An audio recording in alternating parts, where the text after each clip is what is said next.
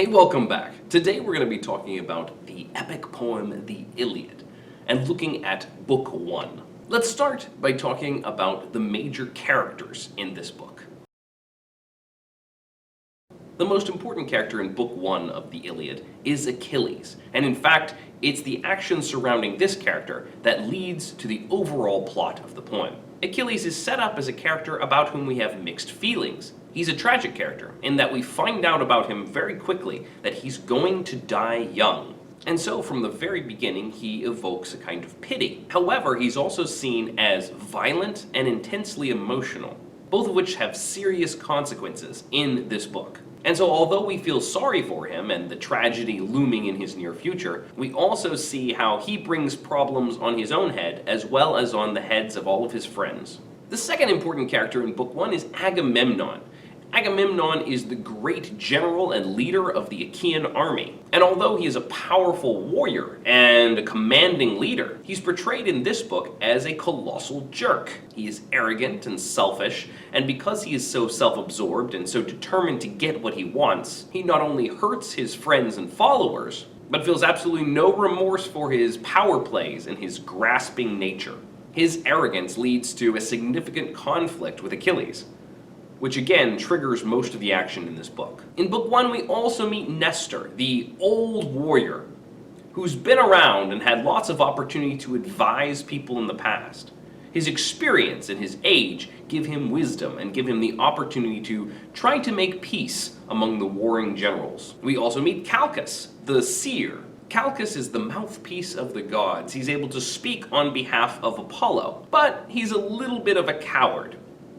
And when he realizes that he has to accuse Agamemnon, he begs Achilles to protect him. It's no fun angering a powerful leader. We also meet several gods and goddesses in this book. There is Queen Hera, who very much sides with the Greeks, and when she sees them fighting amongst themselves, sends Athena down to put a stop to it.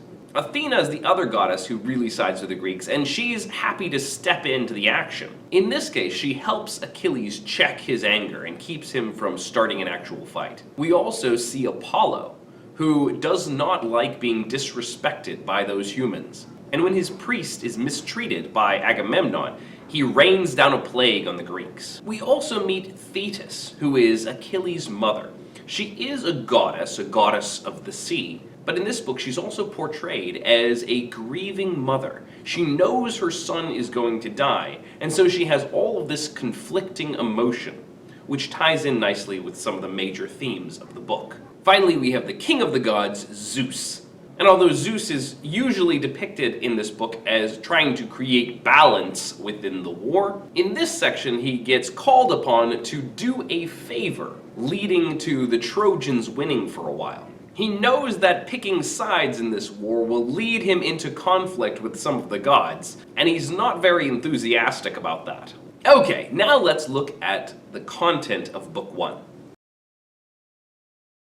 After a short introduction that is packed with all kinds of cool poetic features, which we'll talk about in a few minutes, the book begins by setting up certain conflicts between Agamemnon and Achilles, as well as between Apollo and the Greeks. The Achaeans have been at war with Troy for 9 years.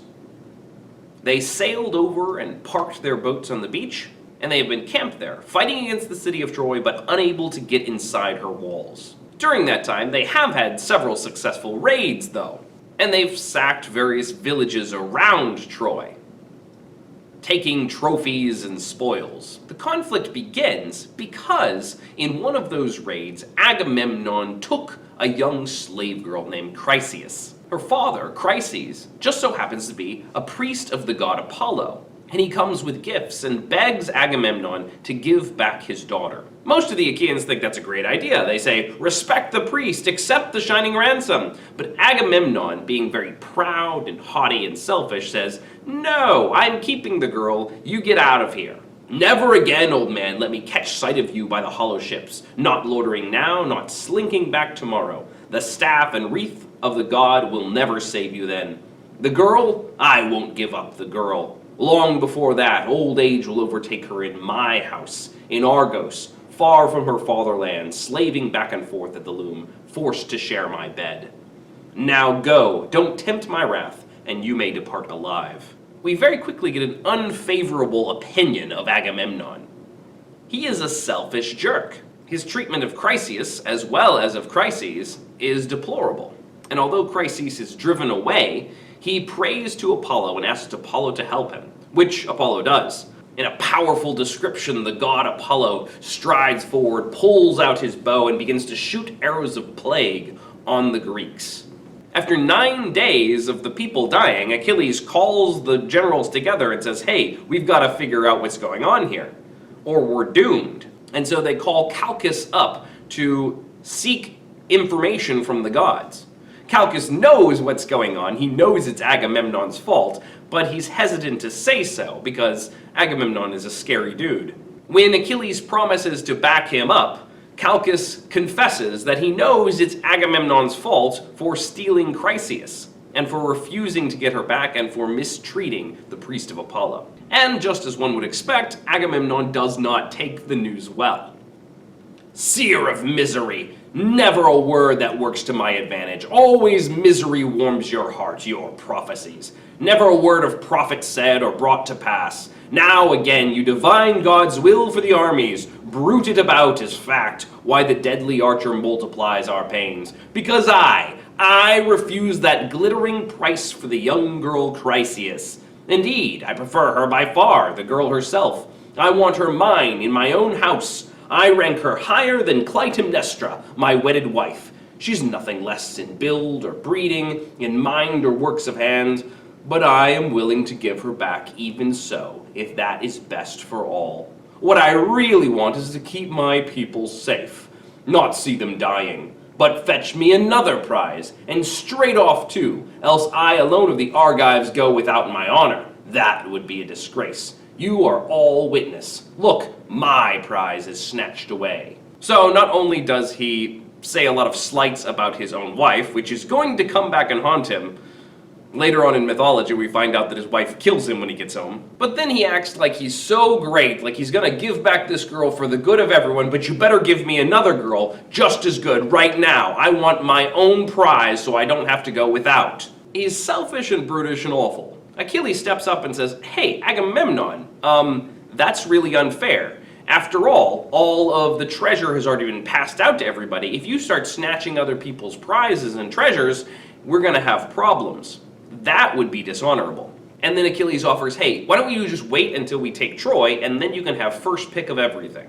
But Agamemnon will not be dissuaded. And he says, if you're not going to give me one, I'm just going to take yours, Achilles. Achilles accuses Agamemnon of being incredibly selfish, of always letting his heroes do all the work for him while he gets the best rewards. After all, Achilles doesn't really have a reason to be out here fighting. He's only fighting for Agamemnon's sake. Remember, it's Agamemnon's brother Menelaus who had his wife stolen, which led to this whole war.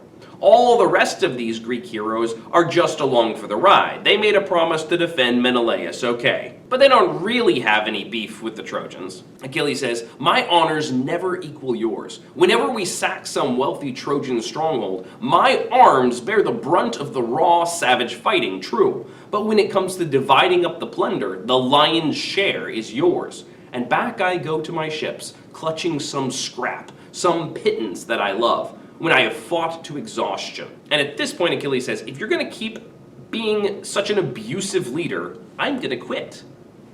So Achilles is the greatest fighter among the Greeks. He is their most powerful asset. And he is fed up with Agamemnon's selfishness. And so he's ready to bow out and quit. And as we look at this scene, we can see what a crummy leader Agamemnon is being, how abusive he is being with his power. And I think that most of us can side with Achilles here. Achilles has been very reasonable, very logical. He's tried to talk through the situation. He's tried to make Agamemnon see reason. Whereas Agamemnon has been blustering and angry and abusive. And at this point, Achilles is saying, I'm not going to continue working under these conditions. And most of us can say, okay, that seems reasonable. Agamemnon doubles down and says, fine, I'm taking your girl, Briseis, away from you.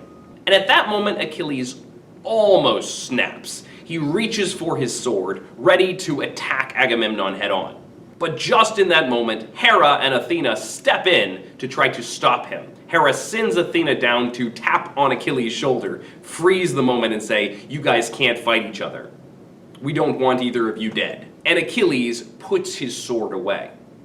Again, Achilles was angry enough to kill Agamemnon, but he resists the anger, with a little help from the gods. And yet, even if he did have Athena's help, it shows restraint on Achilles' part. Agamemnon is the one who looks bad here. So although the book sets up this story about Achilles' rage, we've seen Achilles keep himself in check so far. And so Achilles swears that he will not fight for the Achaeans anymore. And he also says, "You all are going to regret driving me away when Hector starts tearing you all apart." And he throws down his scepter. Nestor stands up and tries to create peace between the two of them. He's kind of depicted as a bit of an old windbag here. Yes, he's got all this good advice, but he was always like, "In my day, people used to listen to the elders." And he gives a big speech about how the leaders should not fight each other. The only one who wins in this situation are the Trojans. And Agamemnon's like, "Yes, we should be peaceful, but he's the one who needs to back down." And Achilles is like, "Yeah, but think about how worthless I'd be if I followed an abusive leader like you." And so they both growl at each other and then walk away. Agamemnon keeps his word and sends Chryseis home, and the plague stops. But he also goes and gets Briseis out of Achilles' tent. And Briseis is led away, weeping from Achilles. Achilles is so emotional and enraged in this moment that he begins to weep and cry and pray to his mother, the sea god Thetis. "Mother, you gave me life, short as that life will be, so at least Olympian Zeus, thundering up on high, should give me honor. But now he gives me nothing. Atreus' son Agamemnon, for all his far-flung kingdoms, the man disgraces me, seizes and keeps my prize, he tears her away himself." So he wept and prayed, and his noble mother heard him. So Achilles begins to cry and complain to his mother. And up to this point, I think we've been able to side with Achilles pretty well. He has a lot of self-pity in this moment. He knows that he's going to die, and he's going to die young. But at least he could have honor while he lives, right? "So why am I being so dishonored?" he says. And when his mother arrives, he tells her the whole story. And she also grieves, knowing that his actions will ultimately lead to his death. She says, "Oh, my son, my sorrow, why did I ever bear you? All I bore was doom. Would to God you could linger by your ships without a grief in the world, without a torment. Doomed to a short life, you have so little time. And not only short now, but filled with heartbreak too, more than all other men alive, doomed twice over." So there's this sense of grief Thetis has for Achilles. He's not dead yet, but he's going to die. We see a lot of grieving parents throughout this book, and so she sort of sets that tone from the beginning. But Achilles asks her, "Please go to Zeus and call in a favor for me. Please let the Greeks be beaten really badly while I sit out." And I think this is the moment when Achilles sort of oversteps. We can all agree that quitting when your leader is abusive seems fairly reasonable. But if you're going to quit, and then if your team keeps winning after you quit, it makes you look bad. Achilles doesn't want that to happen, and so he wants to be able to sit out, and he wants his team to get completely trashed, so they all come crying to him and say, "Please come back!" And he can sit there and be like, "Yeah, you needed me, didn't you? Why didn't you think of that before?" And it brings him all kinds of glory. Although Thetis is afraid that this will ultimately lead to his death, she agrees to do so because she wants her son to have honor. So she flies up to Zeus and kneels before him. Now, there was an event a long time ago where she saved Zeus from being chained up by the rest of the gods, and so he really owes her a favor. So when she asked this request, although Zeus doesn't want to do it, he's already promised her a favor, and he has to commit. So Zeus agrees, although he knows it's going to bring trouble between him and Hera, as well as the other gods. He's going to let the Trojans win for a while, so that Achilles can be brought a lot of honor and glory. Hera gets wind of this, and she gets very upset, and she goes before Zeus and begins to complain. She does not want those Trojans to win. They didn't pick her in the beauty contest, and so she wants them all to die.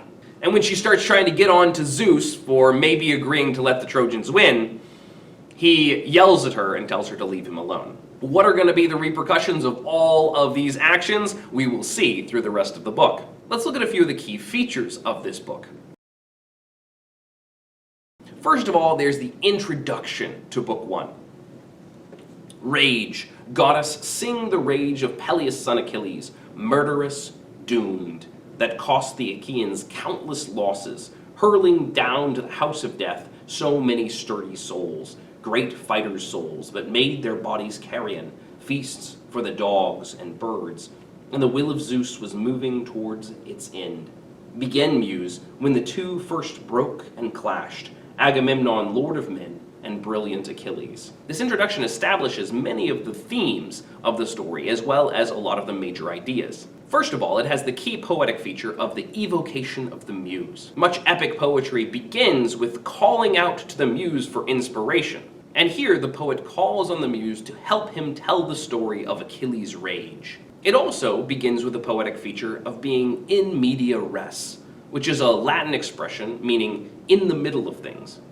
Epic poetry begins in media res. And here we don't begin at the beginning of the Trojan War, but rather 9 years in, which helps to establish this feeling that war just goes on and on and on, and there's no real escape from it. We begin with a conflict between generals, and then have to go back and fill in some of the details about why this is happening. There's also a lot of major themes established by this introduction. First of all, we establish the idea that we'll have conflicting feelings about many of the characters, particularly the character Achilles. We see him as murderous, but also doomed. He is a violent man, but he is also to be pitied because of this tragedy surrounding him. And then as soon as we establish those conflicting feelings, we hear that Achilles is going to lead to the destruction not of the other side, but of his own men, that cost the Achaeans countless losses. And so we see the idea of consequences of our actions, especially actions that are driven by strong emotion. It's the rage of Achilles that's going to lead to the death of so many of his friends. Next, we also have a lot of description of the tragedy of war. This book is a war story, but it never lets us forget that war is full of pain and loss and horror and ugliness. Although there are heroes in this story, the violence is never portrayed as a good thing. It is always punctuated by the idea that it makes the world more painful and more ugly. Finally, we get the idea that the gods are going to be meddling in everything. Although the human beings make decisions and their decisions have consequences, there's also the constant feeling that the gods are meddling in our affairs, which ties in with the idea of fate. How much of our lives can we control, and how much is controlled by circumstances beyond us? That's a key question throughout this book. And there are characters who are going to fight against their fates, as well as characters who, in spite of all the things they attempt to do, are still broken on the wheel of fate. We'll look at more features next time in Book 2. Thanks for watching. You can click to subscribe or to watch another video, and I'll see you next time. Bye-bye.